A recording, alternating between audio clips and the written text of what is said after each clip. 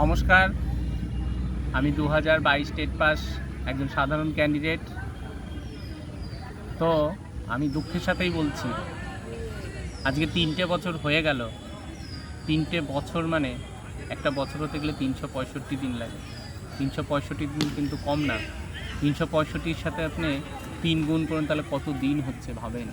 এতগুলো দিন আমাদের এইভাবে দিন কাটছে, গুনছি। এই তো আজকে নোটিশ দেবে, এই তো কালকে নোটিশ দেবে, এই তো দিল বোধ হয়, এই তো অজুহাত। কত লোক অজুহাত দিচ্ছেন। আমার টিউশন পড়ানো আছে, আমার বাড়িতে মা বাবা অসুস্থ, আজকে আমার এখানে যাওয়াটা খুব চাপের ব্যাপার। এই অজুহাতগুলো আর দেবেন না। অজুহাত কেন দিচ্ছেন? হ্যাঁ, অজুহাত দিয়ে দিন, আপনাদের অভ্যাসে দাঁড়িয়ে গেছে। অজুহাত দেবেন না।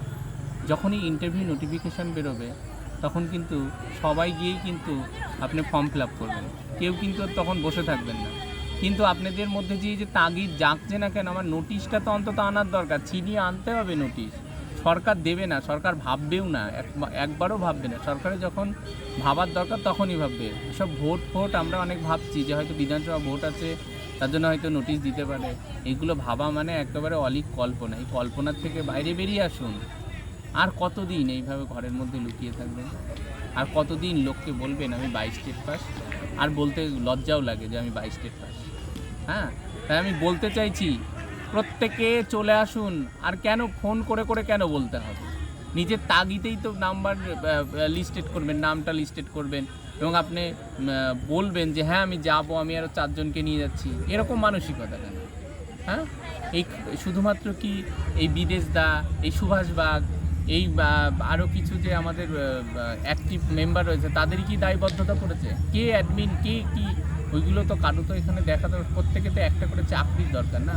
দিনের শেষে যখন চাকরিটা হবে, আপনার চাকরিটা কিন্তু আপনারই থাকবে, অন্য কেউ কিন্তু সেখানে নিতে যাবে না। তাই আমি আবারও বলছি, এবং আমি বলছি আর ঘুমাবেন না, অনেক ঘুমিয়ে ফেলেছেন। ঘুমানোর একটা মাত্রা আছে। তো ভাবুন, আরও তো কিছু পরীক্ষা হচ্ছে, সেখানে দেখেন কতটা কম্পিটিশান।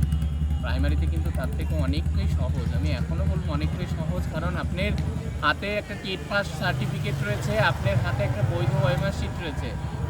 আপনি টেটে কত স্কোর করেছেন, টেটে এখানে মাত্র পাস করলেই হবে। আপনি যে মাধ্যমিকে কত পার্সেন্টেজ রয়েছে, কত উচ্চ মাধ্যমিকে রয়েছে, সেগুলো সমস্ত কিছু কাউন্ট করেই কিন্তু আপনাকে এখানে